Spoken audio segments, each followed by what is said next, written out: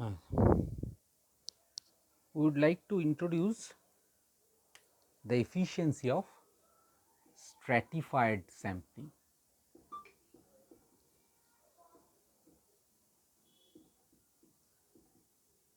Stratified sampling. We intend to establish that in stratified sampling we have more efficiency than unrestricted sampling. Okay. So, there is a population whose size is capital N, and we draw a sample of size n, but we divide this population in k strata, which are mutually exclusive and exhaustive. Okay. So, we have k different stratas constituting this population, and from each strata we pick up sample size n. So, we may write that this capital N is nothing but summation of n I, where this I runs from 1 to k, okay, n 1, n 2 dot dot dot n k. All these summed up gives the population size, and similarly in each, in case of sample also we will have similar things, is not it so? We pick up a sample size n 1 from the first strata, then second strata n 2 and n k. They may be equal, they may not be equal. I hope it is okay. And let us use, actually let us use I and j in case of the index for inside the strata and in between the stratum. X I j is the value of the random variable denoting the characteristics of the statistic. Okay. So, x I is the x I j is the value of the characteristics.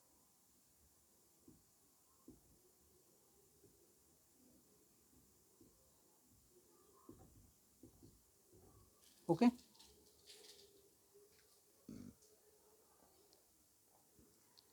And we sum up x I j.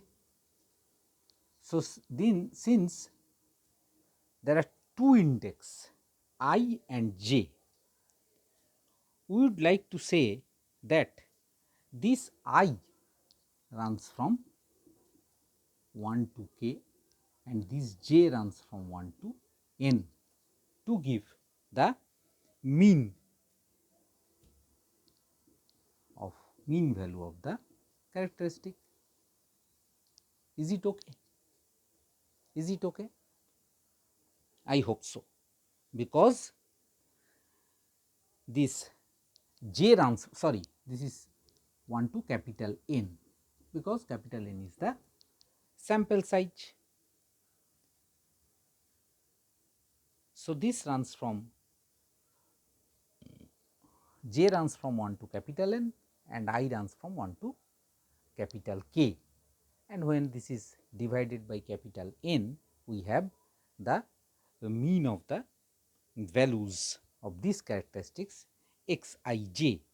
Similarly, we can define m I as 1 upon n I sum over x I j, where this j runs from 1 to n I only.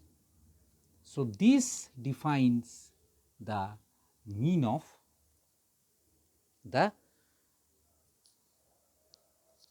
stratum, each stratum, rather ith stratum, mean of the ith stratum.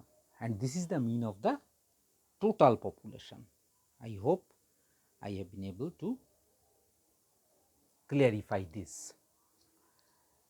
If this j runs from 1 to capital N, where N is the population size, and this I runs from 1 to k for different stratas. How many we have? K strata. Then we have the mean value of the whole population, and if instead we want to find the mean of ith stratum, then we should divide by 1 by Ni, because Ni is the size of each strata, ith strata rather, and then we sum this j value from 1 to Ni. So, m is the expected value of x in population, and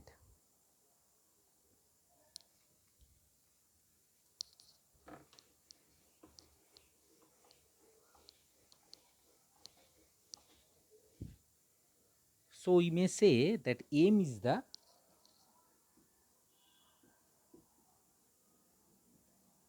expected value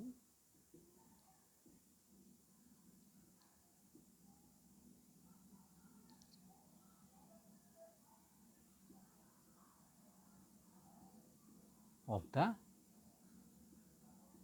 population, while mi is the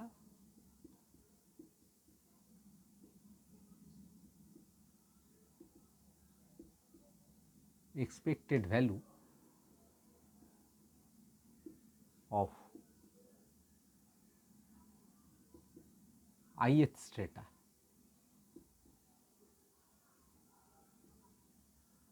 For any characteristics.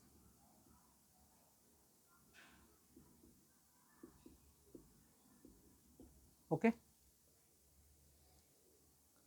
Now, we would like to introduce the variances as well, and we can easily write, since mi stands for 1 by Ni summation x I j, j runs from 1 to Ni.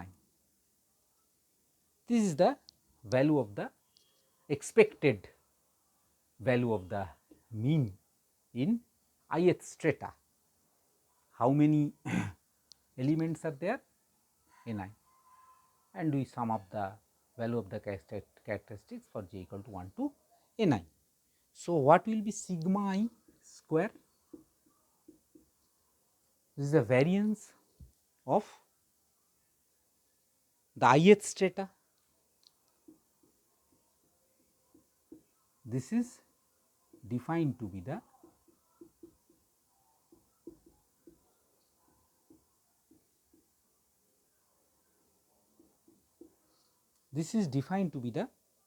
variance of the ith strata. Just see, xij minus mi, j runs from 1 to Ni. I hope it is reasonable, because the values of xij are summed up for the whole members of the particular stratum, which has expected value mi. So, this is the deviation, we sum it up and divide by Ni, fairly reasonable. We should always remember that capital N is equal to summation Ni. Okay. So, we can define the expected value m as previously written, m equal to 1 by n summation of xij, where this is m, and since this is m, we can define sigma cap square is equal to 1 by n summation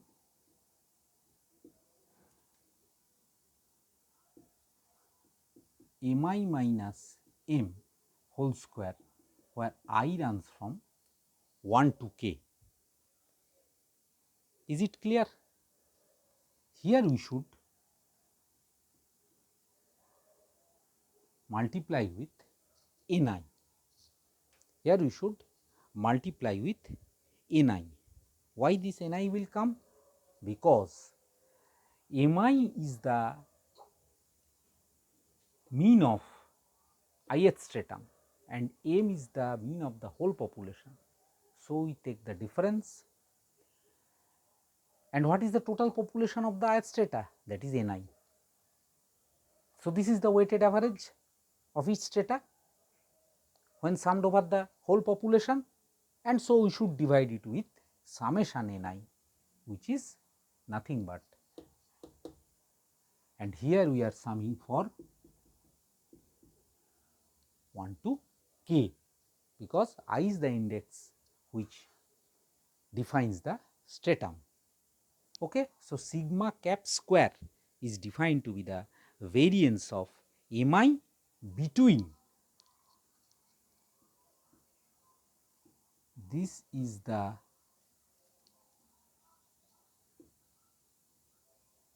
variance of mi between the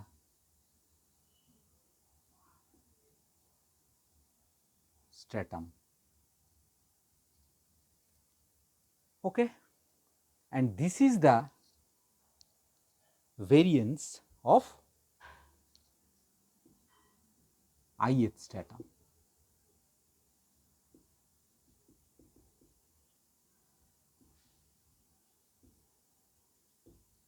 Okay.